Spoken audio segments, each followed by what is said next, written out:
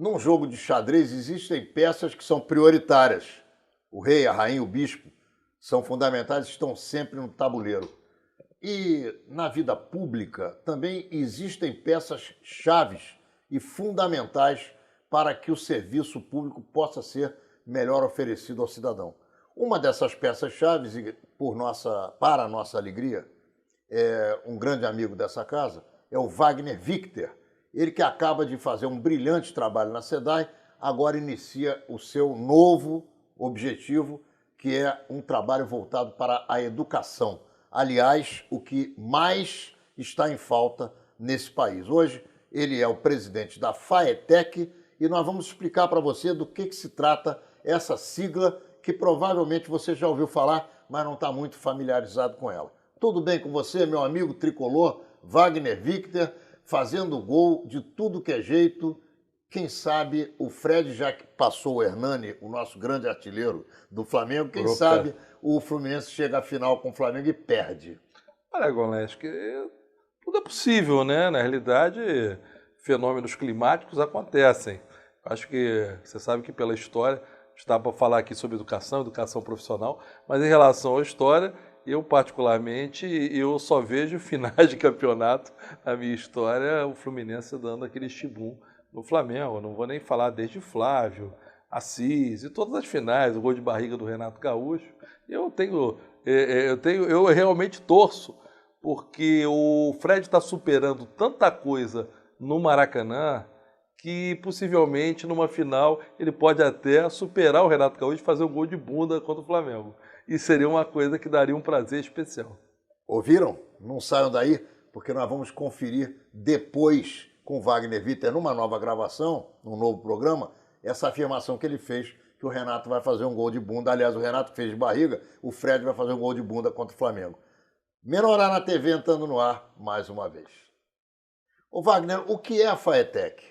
Na realidade, a FAETEC é uma fundação, ela ligada ao governo do Estado, à Secretaria de Ciência e Tecnologia, e que tem função a administrar as escolas de ensino profissionalizante do governo do Estado. Então são mais de 100 escolas que vão desde escolas tradicionais de teatro, que você deve conhecer, Martins Pena, o Instituto de Educação, Luiz Erges, a escolas técnicas tradicionais, como Visconde de Mauá, República, Ferreira Viana, e os centros de formação de mão de obra, que muitos conhecem como CVT ou CETEP. Então, é uma unidade que executa mais de 200 mil matrículas de alunos por ano, basicamente de alunos voltados a cursos profissionalizantes, ensino médio e nível superior, e que é administrado pela FAETEC. Eu sou o presidente da FAETEC, a gente cuida de entre funcionários próprios, terceirizados, 15 mil servidores, uma rede, certamente uma das maiores redes de ensino técnico que nós temos na América do Sul, e a gente está bastante motivado que esse convite que eu recebi, tanto do Gustavo, que é o secretário de Ciência e Tecnologia, quanto do Pezão, foi no sentido de nós profissionalizarmos ainda mais, avançarmos ainda mais na questão da FAETEC, num momento muito interessante, Oleski, que você estava falando sobre educação, você estava falando fora das câmeras.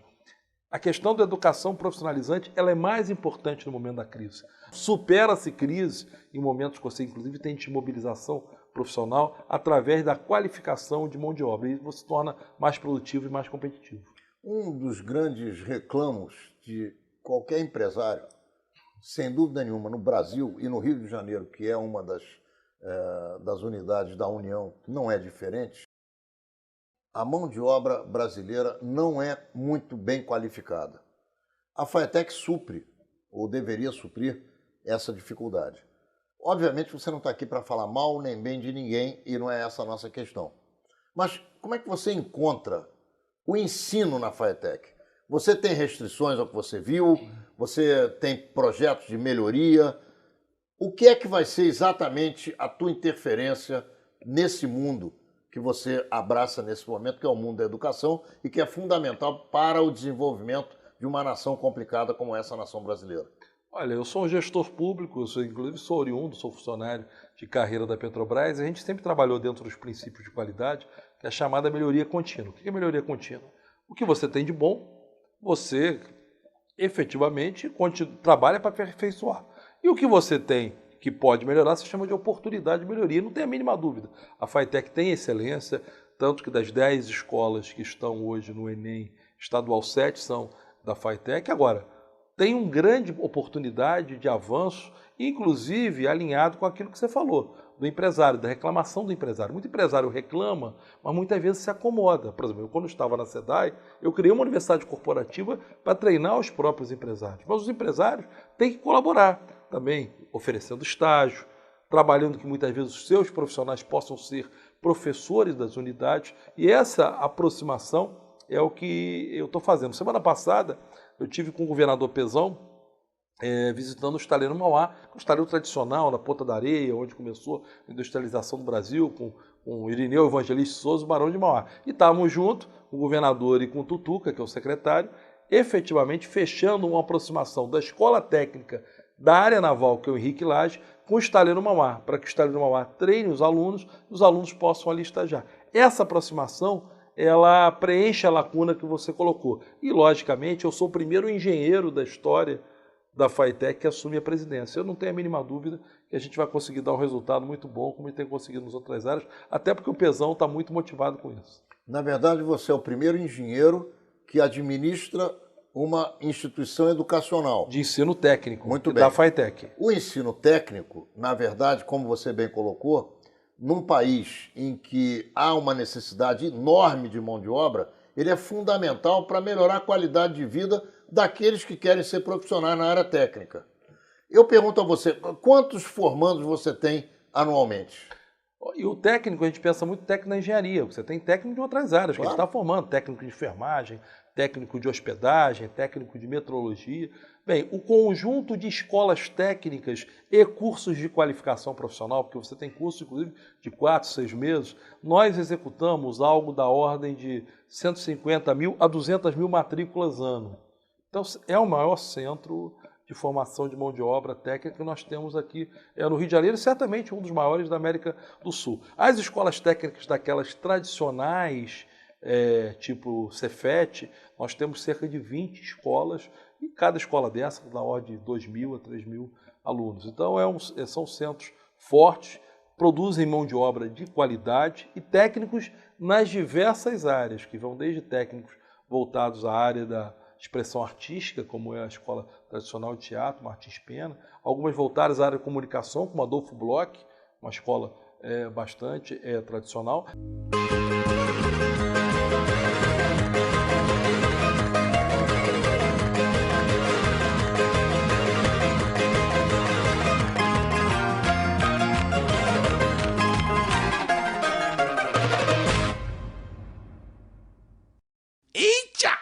Essa escola aqui é boa! Até escolas novas que nós estamos criando. Nós acertamos, vamos criar uma escola técnica voltada somente ao samba, somente à indústria voltada à mão de obra do samba, que vai ser dentro da cidade do samba, dentro de um galpão que está sendo disponibilizado pela prefeitura. E há outras novidades que nós estamos colocando. Uma novidade muito legal, que praticamente está dando em primeira mão, que nós vamos estar inaugurando em agosto, com a tradicional escola francesa de culinária, que é a Cordon Bleu, que é a escola que é a maior escola culinária do mundo. Nós estamos fazendo uma escola do Cordon Bleu aqui no Rio de Janeiro, ali em Botafogo, na Rua da Passagem, na esquina da Rua da Passagem, quem vai para o Rio Sul, e já vai operar em agosto. É uma construção da FATEC, e uma parceria da FATEC do Governo do Estado com o Cordon Bleu, e 20% das vagas, que são desses cursos, que chegam a custar 40 mil euros no exterior, nós vamos dar para pessoas que não carentes, pessoas que não teriam condição de pagar. Então, a inovação vai desde a área de gastronomia, hospedagem, até os cursos técnicos de automação, mecânica, enfermagem. Isso é qualificação de mão de obra. Inclusive, eu fui informado que durante a Páscoa judaica, essa escola de gourmets vai proporcionar uma culinária judaica nesses seus cursos. Como é que vai funcionar isso? Nós temos diversas escolas de gastronomia espalhadas em diversos campos que nós temos. Um dos campos, que é o centralizado, que é o campus de Quintino, da escola de gastronomia, a gente vai ter uma semana, inclusive com palestra de professores sobre culinária judaica, inclusive aberto para a população. Então a ideia é a qualificação nos diversos sentidos. Qualificamos inclusive garçons, auxiliares de cozinha, e essa aproximação com o mercado é uma aproximação que estou fazendo muito, inclusive inovando e, logicamente, tendo caminhos paralelos a culturas gastronômicas e outras atividades. Eu estou bastante motivado e o Pezão deixou uma missão muito clara, que é a missão de contribuir para o crescimento econômico. Eu fui 8 anos secretário nessa área de desenvolvimento econômico, efetivamente através da qualificação da mão de obra. Qual é o pior obstáculo que você vai ter que enfrentar nesse período de 4 anos, na medida que você está começando agora na presidência da FATEC? Você já identificou qual é o alvo no qual você vai atirar?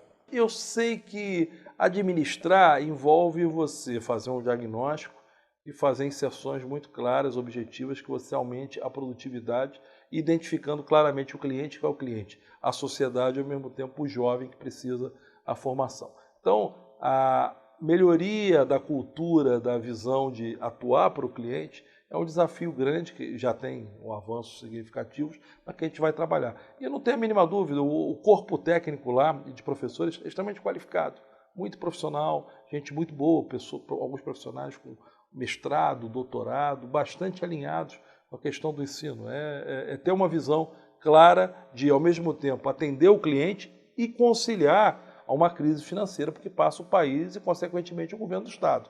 Nós não somos uma ilha, nem FATEC, nem secretaria, nem o próprio governo do Estado, da crise, porque passa o Brasil, que é uma crise certamente impacta os anos de 2015 e 2016. Então, nós temos que otimizar a aplicação de recursos. O que você tem escutado a respeito da vontade dos alunos em aprender, em melhorar a qualidade de vida de si próprios, das suas famílias? E o que eles, na sua avaliação, se é que já deu tempo para isso, o que é que eles passam para a administração da FATEC no sentido do aproveitamento que eles vão fazendo do que lhes é oferecido? Olha, ouvir o aluno é fundamental, como ouvir aquele que demanda para qualquer administração. Eu já visitei diversas unidades, já trabalhei na educação, fui diretor implantei diversos cursos na área de engenharia da Estácio de Sá, fui professor de cursos na área de petróleo da COP, da FGV, então tenho uma vida muito até ligada para a educação. O último livro que lancei, Cartas a um Jovem Engenheiro, é um curso justamente, um livro voltado a formar técnicos e engenheiros. E a demanda que os alunos têm é essa aproximação com o mercado de trabalho e com as empresas. Tive outro dia uma demanda de um aluno, logo na primeira semana, ele chamando o Victor, outro chama de professor, engenheiro. Nós queremos poder estagiar a partir do primeiro ano. E eu descobri que havia um obstáculo interno, burocrático e equivocado, de não permitir os alunos estagiarem a partir do primeiro ano. Eu estagiei desde o meu primeiro ano, inclusive fiz curso técnico antes de fazer engenharia. Era uma mera visão burocrática conservadora e totalmente desalinhada de práticas internacionais. Na Alemanha, quando você começa a estudar ao mesmo tempo trabalhar na empresa, porque essa imersão na cultura, no ambiente, favorece a questão do ensino. Os Estados Unidos têm isso. Então, essa demanda, eu logo na semana seguinte modifiquei esses procedimentos. Então, escutar o aluno, estar vendo o aluno. Visitei outro dia uma escola, a Escola Henrique Lage, sobre a questão, um aluno me trouxe a melhoria de um laboratório voltado à área de edificações. Eu identifiquei e vamos trabalhar para corrigir. Então, escutar o aluno é muito interessante. E esse aluno que vai para a formação profissional ou técnica é um aluno que quer dar uma resposta, não só para si, mas para a sua família. Então, ele é muito sensível e ele é muito carente da atenção e de respostas rápidas. E a gente espera, mesmo estando na administração pública, onde a administração a resposta nem sempre é tão rápida, mas poder dar uma resposta efetiva. E eu volto a falar, eu estou comprometido, muito animado, e com a equipe que nós temos lá vai ter um resultado de melhoria contínua desse avanço importante em relação ao que já foi feito, que foi muito, na área da FATEC. No meu primeiro mandato à frente da Federação Israelita, isso se passou há 33 anos atrás, um dos meus companheiros de trabalho, voluntário, era um cidadão egresso de um campo de concentração. Já era uma pessoa um pouco mais velha, já um homem de uns 48, 50 anos de idade, naquela oportunidade, ele já faleceu, e um dia ele me apareceu lá e me disse: eu quero fazer um trabalho ligado ao movimento de consecução de empregos para pessoas da área técnica, porque eu fui salvo na minha vida posteriormente a ter sido libertado de um campo de concentração pelo ORT, que é a escola técnica da comunidade judaica no mundo inteiro. Então ele quis devolver, de uma certa maneira, aquilo que ele recebeu para outras pessoas que poderiam ter essa dificuldade. E ele criou, dentro da Federação Israelita, com o nosso apoio e com a nossa força de trabalho, ele criou uma bolsa de empregos, onde ele empregou 7.000 pessoas. Parece conta de mentiroso, mas em 4 anos ele me empregou 7.000 pessoas. Então, obviamente que sem o emprego, sem trabalhar, sem os vencimentos no final do mês, a pessoa não pode melhorar a sua qualidade de vida, não pode ajudar a família, não pode ter filho, não pode casar, não pode coisa nenhuma. Então, é fundamental esse trabalho que você começa a desenvolver agora, e que é um trabalho que existe há muito tempo no Rio de Janeiro, e é necessário, e eu não tenho a menor dúvida que você vai não só dar conta do recado, mas no final desses 4 anos você vai voltar aqui, como vai voltar em outras oportunidades antes disso, porque o Flamengo vai ser campeão em cima do Fluminense e eu vou querer te gozar e tal, mas você vai voltar aqui para contar os resultados desse mergulho que você está dando na FATEC. Nós estamos encerrando o primeiro bloco de Menorá na TV com Wagner Victor. Não saia daí porque ele vai nos contar como é que ele está vendo a questão da educação em geral no Brasil e os resultados da falta de educação que nós podemos ler em todos os primeiros cadernos e as primeiras páginas dos jornais do Brasil inteiro em relação ao que está acontecendo com a Petrobras, com a Operação Lava Jato e por aí afora. Já voltamos. Wagner, assistindo há alguns dias atrás um cidadão depondo na delação premiada da Operação Lava Jato, eu não fiquei estarrecido, mas achei muito interessante que, de repente, ele resolveu fazer uma catarse.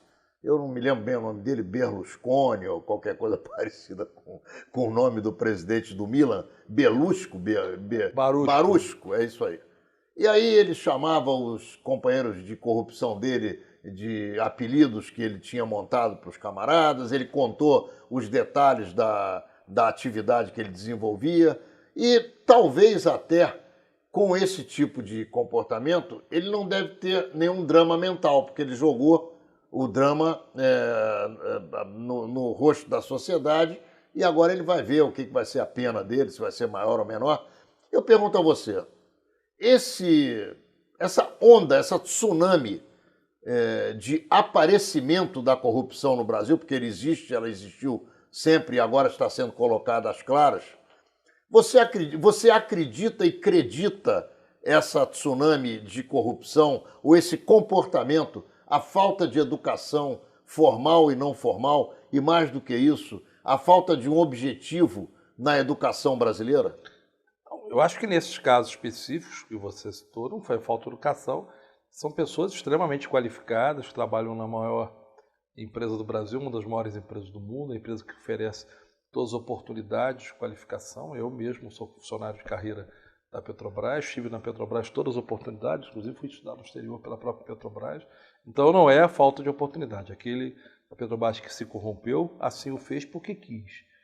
Fez uma prática delituosa. É bom até que estejam reconhecendo a prática delituosa, apontando outros que estejam envolvidos, até que isso sirva de exemplo para que não volte a acontecer e que de alguma maneira resgate a imagem e a governança da Petrobras, que é uma empresa muito importante para o Brasil. E, logicamente, no âmbito da lei tem que ser punidos, identificados que fizeram outras práticas e criar, mais do que isso, mecanismos para que essas práticas delituosas, essas corrupções, que não são de agora, acontecem há muito tempo, elas possam ser rapidamente identificadas, debeladas e as pessoas afastadas. A democracia favoreceu, inclusive, as redes sociais, que problemas como esse pudessem ganhar mais luz, ganhar mais cobertura. No passado você vê um movimento, quando você via os movimentos de corrupções identificados no governo Getúlio, logicamente eles tinham uma dimensão de cobertura totalmente diferente de movimentos que acontecem hoje, onde praticamente online, tem um depoimento no Congresso, online, com cobertura, redes sociais. Óbvio que a questão do ensino da ética, das boas práticas, é algo que tem que perpassar sobre as diversas carreiras. Outro dia eu estava falando com o nosso pessoal da área acadêmica, nós estamos falando a questão das disciplinas que tem nos cursos técnicos. Estava discutindo algumas disciplinas na área de psicologia. Eu falei, olha, mais importante do que a visão das relações humanas é ter incentivado ao jovem desde o início, aquele que vai ser um técnico, que as práticas de boa governança, moral e principalmente de ética, elas sejam firmemente colocadas na educação, não achar que é uma coisa de fora. O próximo livro, inclusive, que eu estou lançando, que é um livro em parceria com outras pessoas, eu faço a parte dizendo ética na engenharia. É um livro de ética, um livro voltado para a ética. Eu acho que, inclusive, a engenharia é uma área que os profissionais não estão sendo formados de maneira adequada, não é na ética somente, da ética do ponto de vista de práticas delituosas, mas inclusive da prática comportamental. Você vê uma série de engenheiros que, às vezes, sem ter uma avaliação profunda, condena uma obra ou leva um profissional por conta de uma só para aparecer. Você deve se lembrar o caso de uma adutora que rompeu, eu era o presidente da SEDAI, que um montão de engenheiros, alguns de clubes, foram a público falar besterol, condenando a SEDAI, só para aparecer, um montão de besterol, alguns inclusive que eu considero incompetentes, mas que ganharam toda a mídia naquele momento, e eram engenheiros, deveriam ser punidos pelo Conselho Regional, e depois, quando foi comprovado que não foi nada da SEDAI, sim uma prática inadequada numa empresa de refrigerante, não tiveram a ética ou moral de falar, erramos, fizemos um pré-diagnóstico sem ter informação. Nem a questão da possibilidade de ser eles colocavam, eles afirmavam que era. E vimos agora também, recentemente, a possível crise hídrica que chegou no Rio, que eu falei que não teria racionamento e não teve. Teve gente que falou, não, tem isso. Alguns que fizeram depoimentos, falaram que faltou isso, eram responsáveis e foram omissos no passado quando eram gestores. Então, a ética comportamental, isso tem que ser na mídia, tem que ser na engenharia, tem que ser nas relações, é algo que marca muito o processo evolutivo de uma sociedade. E você tem razão, isso está ligado à educação. Ô Wagner, você contou aqui para nós que você começou a sua carreira na Petrobras. Não, eu antes trabalhei, quando eu me formei como engenheiro, eu fiz o primeiro curso técnico, também sou técnico, fiz pelo Cefet, trabalhei em algumas indústrias como técnico, fazendo estágio, fui trabalhar com o Dr. Jorge Gerdau, como engenheiro recém-formado, Grupo Gerdau, depois fiz o concurso para a Light, que era estatal, trabalhei na Light alguns anos, chefei a área de manutenção de alta potência, e depois eu fiz o concurso para a Petrobras e fui engenheiro da Petrobras e gerenciei uma série de projetos da Petrobras. Como é que você se sente quando você assiste o assassinato ou a tentativa de assassinato da mais importante empresa brasileira, que sempre foi considerada por todo o povo brasileiro um patrimônio da nação e que hoje atravessa dificuldades, muitos até dizendo que serão dificuldades intransponíveis, coisa que eu não acredito. Acho que a Petrobras supera esse momento ruim que ela está passando. Como é que você se sente com esse tipo de questão, hein? Leste, uma tristeza profunda, até porque eu conheço muitas das pessoas ali, tá? Muitos são da minha geração. Muitos eu nunca poderia imaginar que teriam práticas delituosas. São pessoas que eu conheci, infelizmente vão pagar por isso, cometeram um erro e não posso ser leviano de xingar uma pessoa, mas foram práticas delituosas, têm que ser penalizadas. Eu lutei muito pela Petrobras. No período que eu fui membro da diretoria da Associação dos Engenheiros da Petrobras. Durante a questão da Constituição de 88, lutamos para colocar o monopólio estatal do petróleo. Depois eu lutei profundamente para a Petrobras não ser privatizada e era uma das pessoas da linha de frente para a Petrobras não ser privatizada quando o interesse do capital privado fez. Então eu tinha minha vida política, de militância pessoal em defesa da Petrobras. Com certo, depois quando fui secretário de Energia, muitas vezes lutei, defendi a Petrobras. Com muita tristeza, eu acho que o sentimento que eu tenho é de muita gente da Petrobras. Eu, pelo menos, considero positivo que isso tenha sido identificado e que aqueles que tiveram prática delituosa, pelo menos alguns deles já reconheçam que erraram e estão apontando prática inadequada de outros, de maneira que seja limpado. Não pode misturar a prática de algumas pessoas, alguns gestores, com a importância da Petrobras, que é um símbolo do Brasil um exemplo de reafirmação da capacidade e da competência do brasileiro. Você tem corrupção que aconteceu em outras empresas. Mas a Petrobras é um símbolo que o Brasil pode superar. Muita gente no passado falava que a gente não tinha condição de produzir petróleo, desenvolvemos engenheiros, aqui vieram gente de Madureira, eu sou da Ilha do Governador, gente da Penha, gente da Bahia, gente da PUC, gente do Fundão. Fizemos essa empresa que bateu recordes e mais recordes.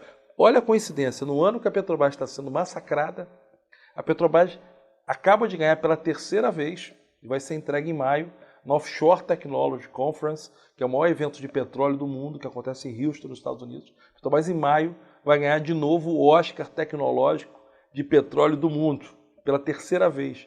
Poucas empresas do mundo ganharam um. A Petrobras vai ganhar pela terceira vez no ano que está sendo massacrado. Então, eu tenho muita esperança das pessoas que estão lá, que vão superar. Eu conheço alguns diretores que assumiram, conheço alguns que vieram, inclusive, do Banco do Brasil. É uma pessoa muito boa, que é o diretor financeiro, que é o Ivan. É uma pessoa que eu tenho um relacionamento de longa data, é uma pessoa muito competente. O pessoal vai conseguir superar, vencer esse momento e sair desse tombo, transformar esse tombo num passo de dança para avançar. Que bom, eu espero que sim, e não só espero como rezo, porque, na verdade, a Petrobras não pode ser o símbolo negativo do Brasil, quando durante toda a vida dela foi o símbolo positivo e de esperança de que o Brasil possa superar as suas dificuldades e encontrar qualidade de vida melhor para a sua população. Voltando à questão da educação, eu volto a tocar no mesmo assunto. Você identifica no Brasil um projeto educacional? Você acha que isso falta? Você acha que existe? Um homem como o Darcy Ribeiro, um outro como o Gilberto Freire anteriormente, pessoas como o Cristóvão Buarque, independente de partido, porque pessoalmente eu não sou de esquerda, não sou do PDT, nunca fui, nunca votei nessas pessoas que foram candidatas em outros momentos, mas tenho que reconhecer que eles se preocuparam com a educação e o Cristóvão Buarque continua se preocupando com a educação do povo brasileiro. Você acredita que essas pessoas têm reposição? Ou nós estamos com falta de líderes também na área de educação? Olha, é muito bacana, porque na realidade eu entrei para a política a partir da idolatria que eu tinha por Leonel Brizola. Meu pai era brisolista e me levou para receber Leonel Brizola no aeroporto e vi, talvez, uma das primeiras vezes na minha vida, meu pai chorando. Quando o Brizola chegava, eu chorei com meu pai. Peguei uma idolatria, por que esse homem emociona meu pai? E vi que o projeto de Brizola, do ensino integral, muito criticado na ocasião, as pessoas achando que eram meramente construção dos brizolões e CIEPs. E mais recentemente, tenho falado muito com o Pezão e com o Gustavo Tutuca sobre isso. Praticamente todos os governantes hoje colocam em seu plano de governo o projeto de Leonel Brizola do ensino integral, que era Leonel Brizola com Darcy Ribeiro, que foi criticado no passado.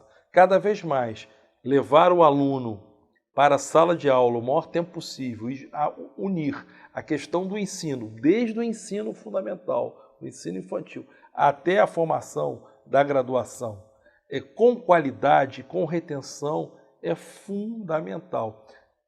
Semana retrasada eu estava visitando uma escola nossa técnica, que é lá em Niterói, Henrique Lage, e estava lá com o pessoal do Grêmio, devem estar assistindo. Falei, pô, e no negócio da namorada, ele falou, pô, professor, não tem nem tempo de namorar, porque eu começo aqui às 7 horas e a aula vai até às 17 horas todo dia. E aí do sábado até meio-dia. Falei, caramba! Mas ao mesmo tempo que eu falei isso, o caramba, eu falei, que bom que a gente, pelo menos com esse grupo, a gente está dando essa formação. Que bacana, vão sair grandes profissionais. Então, grandes projetos e grandes líderes na educação, o Brasil sempre teve.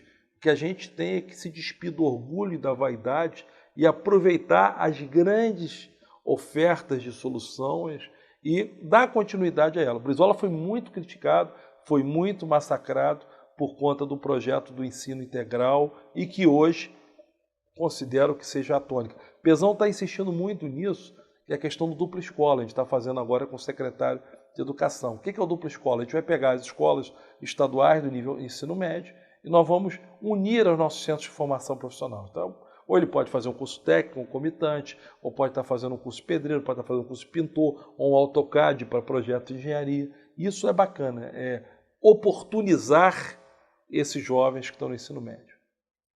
Quando você fala em oportunizar jovens que estão no ensino médio, e nós olhamos para o quadro de desemprego no Brasil, nós temos alguma coisa em torno de 4 a 5% de desempregados no Brasil que estão procurando emprego. Que é baixo. Mas aqueles que não estão procurando emprego não entram nesse índice. É o neném. Então, esse índice, na verdade, ele não é um índice verdadeiro. Qual será efetivamente o índice de desempregados que existe no Brasil por falta de qualificação técnica? Vocês têm alguma informação nessa área? Não. O processo de indicador que o Brasil utiliza para medir desemprego, ele é padronizado internacionalmente. Os chamados nem estudando, nem empregados, existem em qualquer lugar do mundo. Uma das variáveis positivas que a nossa economia ainda tem, que infelizmente deve piorar nos próximos meses, porque começou a rebater a crise, é a questão do nosso nível de desemprego. Nosso nível de desemprego, e especialmente no Rio, porque o Rio de Janeiro, o Cabral fez um belíssimo trabalho de trazer oportunidades, as Olimpíadas, está mobilizando muita gente. Ele é baixíssimo em relação a outros países, inclusive países do primeiro mundo. Você vai hoje em países como a Espanha, o nível de desemprego está da ordem de 20%, e de jovens até 21 anos, próximo a 50%. Isso ainda não chegou, espero que não chegue, apesar de achar que vai piorar um pouco. Não é o desemprego o nosso principal problema hoje. Espero que não chegue a ser. Talvez a qualificação faça com que nós sejamos mais produtivos, falta de qualificação faz com que a gente seja menos produtivo e faça com que possa gerar desemprego. Talvez esse desafio de investir na educação, que não é resultado em curtíssimo prazo, seja a tônica do Brasil para se igualar a países bastante desenvolvidos. Não saia daí. Estamos encerrando o segundo bloco com Wagner Victor, hoje presidente da FAETEC, e já voltamos com ele e com a educação, principalmente técnica, para que jovens possam ingressar no mercado de trabalho e qualificar melhor a sua vida e a vida das suas famílias. Já voltamos. Ô Wagner, qualificação física das salas de aula, qualificação física do equipamento entregue aos alunos. O que você está planejando aí para modernizar essa área da tua instituição? Bom, Leste, uma das coisas mais legais que o Cabral fez, e quando o Cabral anunciou, você deve se lembrar que o nego bateu muito, foi a questão de climatizar as salas de aula, quando ele foi botar ar-condicionado. Teve gente que bateu, porque muitas pessoas que bateram tinham seus filhos em escolas particulares que tinham ar-condicionado. O Rio de Janeiro, possivelmente, é uma das maiores coberturas de salas climatizadas. E na FAETEC a gente fez um trabalho nas nossas salas de escolas técnicas para climatizar. Nós tivemos escolas que eram centenárias. A Escola República, Visconde Mauá, foram escolas que nós climatizamos e, inclusive, eu tive a oportunidade de inaugurar. Botamos agora, pouco mais de 2, 3 semanas, escolas que tinham mais de 100 anos, hoje têm ar-condicionado. Por quê? Porque em função da modificação do clima e o calor que se coloca, se você não tem um ambiente de qualidade, de conforto, de temperatura, você não tem capacidade de aprendizado. E esse é um investimento que está fazendo. Estamos fazendo um investimento também muito grande. A FAETEC hoje dá merenda nas escolas técnicas para as pessoas que ficam lá, dá o cartão para as pessoas terem o transporte, inclusive mecanismos para reduzir a evasão. Um grande desafio, até numa pergunta que você fez antes, é como a gente cada vez mais combate a evasão, retém o aluno. E isso há um investimento grande do governo do Estado nessa área, e a FAETEC é uma ilha de excelência. Como é que vai a computadorização por aluno? Temos um programa que nós vamos ser pioneiro aí, que é a questão de um computador por aluno, chamado UCA. Nós estamos colocando em algumas escolas nossas. A primeira será em Nova Iguaçu, depois em Jardim América, República, um programa que, através de parceria com a Secretaria de Ciência e Tecnologia e com a FAPERJ, a gente vai incrementar a questão da informatização do aluno na educação. Ao mesmo tempo, nós estamos desenvolvendo com a Fundação Getúlio Vargas um sistema de aprendizado e teste dos alunos, tipo um modelo parecido com o que é o Khan Academy, que surgiu em Harvard, que é suportado pela Fundação Lehman no Brasil, onde parte das notas do aluno podem ser consideradas pelo desempenho que eles vão ter de provas, a partir de um banco de questões. Já tive lá com o presidente da Fundação Getúlio Vargas, o meu amigo Carlos Ivan e até meu contemporâneo de faculdade, vamos implantar a partir desse ano. Então tem muita coisa de inovação, muita coisa que é contemporâneo na fase de educação que a gente pretende implantar e vamos implantar, até porque, volto a falar, o Pezão está muito animado, sobre essa questão da educação. E a própria presidente Dilma colocou como lema, né, quando ela assumiu, e tem gente contra ou a favor, mas ela colocou um lema muito bacana, que é uma pátria educadora, e tem que transformar isso literalmente na prática. Outro dia fomos almoçar, eu, ele, o secretário de Educação, que é o Neto, o secretário de Ciência, Tecnologia, que é o Tutur, o ministro da Educação. E começamos a costurar parcerias, de como é que pode trazer os recursos do Pronatec para o Rio. Ele nos pediu para arrumar um terreno para que eles querem fazer uma escola técnica federal ali em Jacarepaguá. Eu estou arrumando um terreno aí também em primeira mão com o doutor Carlos Carvalho, dono da Carvalho Rocha, que vai arrumar um terreno ali próximo ao Rio das Pedras para fazer uma escola técnica federal. Então, educação é uma coisa que você também tem que ter dinâmica, tem que ter visão empresarial. Se for aquele reme, não sai, fica no tempo. E a gente vai dar uma dinâmica no Rio como está dando em outras áreas.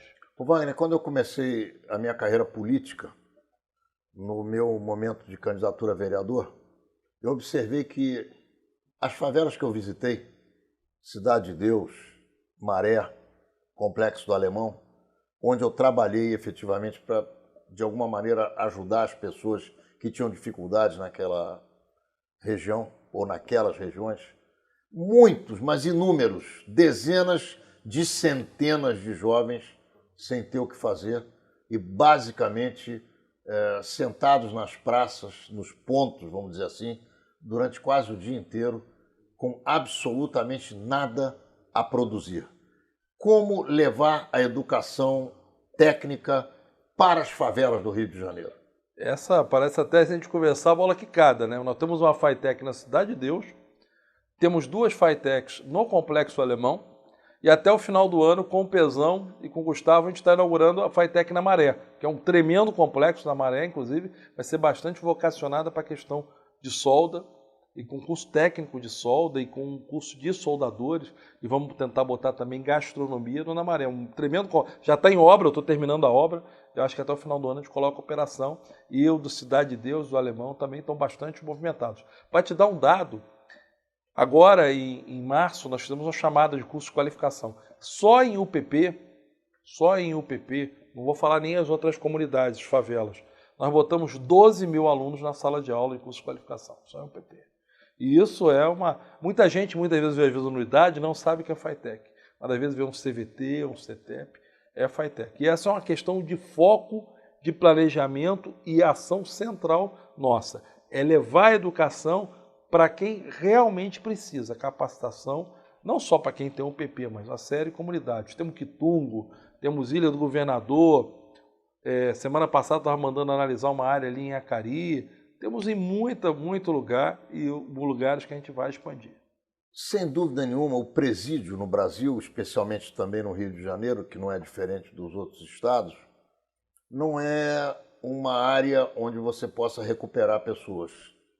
Superpopulação, prática delituosa ensinada, cursos técnicos de sacanagem, de bagunça, de criminalidade dentro do próprio presídio, tudo aquilo que você conhece. Existe alguma hipótese, já passou pela tua cabeça, levar o que a FATEC oferece à população não criminosa, que é a grande esmagadora maioria do povo brasileiro, mas oferecer também à população carcerária o que você ensina e o que você dá ao aluno que busca um curso técnico?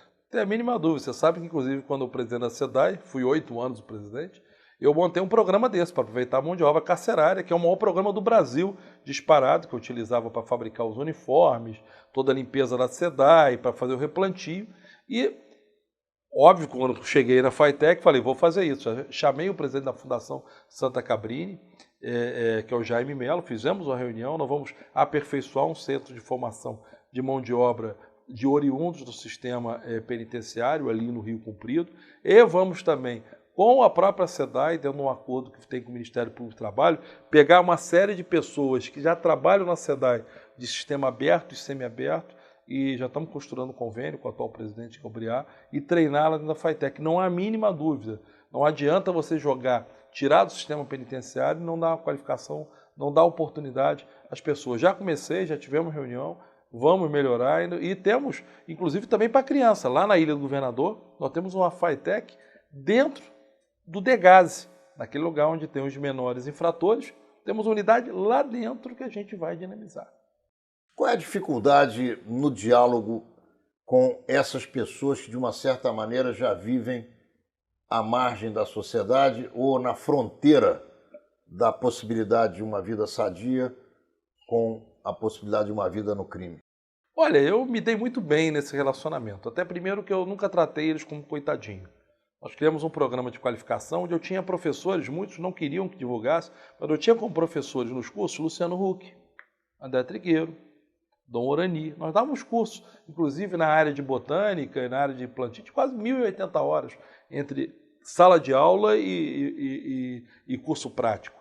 E muitas vezes eu falava, nós estamos te dando a oportunidade. Se você não chegar a oportunidade, vai voltar para o xadrez, para a cana. Não tenho disso, não tenho esse problema. E eles respeitavam pela seriedade. E óbvio que muitas pessoas no início, quando a gente começou a implantar, algumas pessoas ficaram com medo. Eu nunca tive contato, muito ao contrário. Quando eu tive problemas de algum tipo de postura, eu não tinha dessas pessoas. Eu brinco que ali a galera lá que a gente fazia uma pré-seleção, que veio da bandidagem, era bastante disciplinada.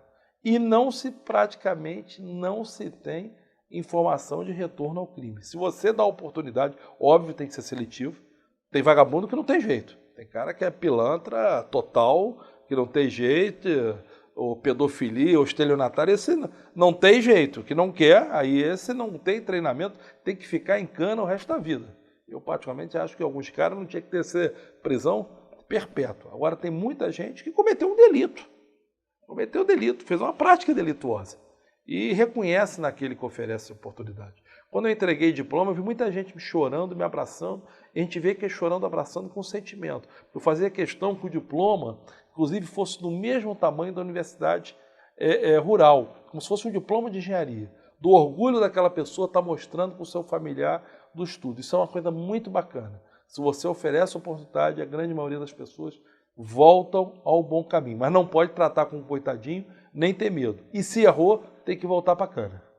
Na linha do bom, bonito e emocionante, o que tem no teu trabalho de poucos dias, são 2 meses, talvez, 60 dias, que já te colocou emocionado e que você sabe que é a joia da coroa, que é a cereja do bolo da Faetec?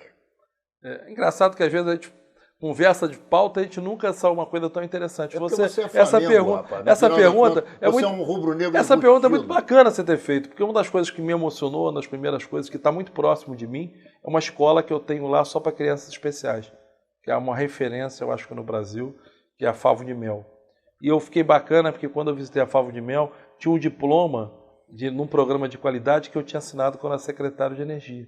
E ver mais de 200 crianças especiais com tratamento de topo. Inclusive algumas crianças eu estou aproveitando no convênio com a SEDAI para que possam ter oportunidade como menores aprendizes, vou estar assinando em breve. E é uma coisa emocionante a maneira como é tratado e o carinho que é passado para aquelas crianças especiais. A escola que eu tenho, que eu acho que é um brinco lá dentro, que é a Favo de Mel, que é uma coisa que todos devem visitar, e aquele que acha que muitas vezes está triste, tem que ver a dedicação e o amor daqueles professores. Inclusive eu fui visitar a professora lá, a época a professora tal, aí quando eu falava, vamos na mesa, quando eu fui na mesa dela tinha a bandeirinha do Fluminense, falei, tinha que ser um tricolor.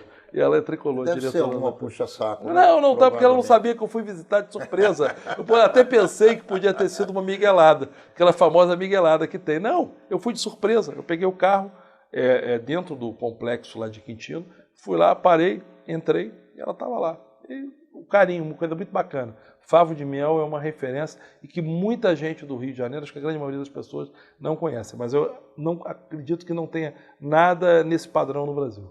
Ô Wagner, eu gosto de você pelo teu trabalho, pela maneira como você encara as tuas dificuldades, pela superação de obstáculos que você vem ultrapassando no serviço público, pelo serviço que você já prestou à cidadania do Rio de Janeiro, à cidadania carioca, não só na SEDAI, mas também na Secretaria de Energia, Indústria Naval e Petróleo. Ou seja, você, como eu disse no início, você é um quadro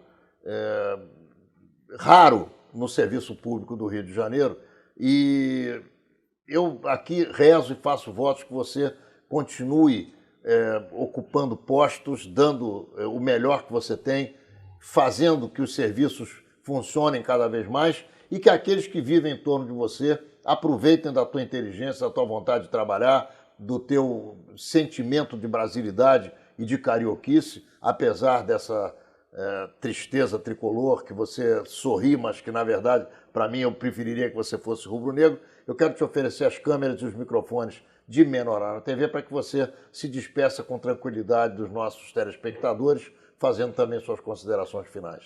Olha, Golesco, uma coisa que é muito legal, às vezes Deus oferece oportunidade, né? É engraçado, quando eu recebi, o Pezão falou, o Gustavo, o próprio governador Cabral, que a gente tinha trocado ideia no passado, falou sobre a questão do Fitec. Para mim foi uma emoção toda especial, porque eu tenho um filho que tem 14 anos, que é o Chicão. E eu estava nessa fase de botar ele para fazer o ensino técnico. Inclusive, ele fez até a prova do ensino antecipado um ano, passou um ano antecipado para a Escola Técnica Federal. Então, eu sinto no meu dia a dia quanto é importante isso para mudar as famílias. E eu faço com muito amor essa questão. Chega um momento na nossa vida que nós temos que passar essa informação. Isso vai dentro da filosofia Jedi, desde o mestre Yoda, do Jedi, passar aquilo para os padawans. Então eu faço isso com muito carinho. E as coisas vêm por acaso. Eu acho que é um papel interessante para mim, que eu estou muito motivado, faço com muito carinho, faço com muito amor e sei dos percalços que vou ter e não tenho medo nenhum dos percalços. Até porque, eu volto a falar, eu faço objetivando servir e não me servir. E nesse ato de servir, quem é o cliente? É a sociedade, especialmente, e os jovens que a gente está botando no mercado de trabalho. Por isso que eu estou muito feliz e essa oportunidade de estar trocando experiência, ela é ímpar.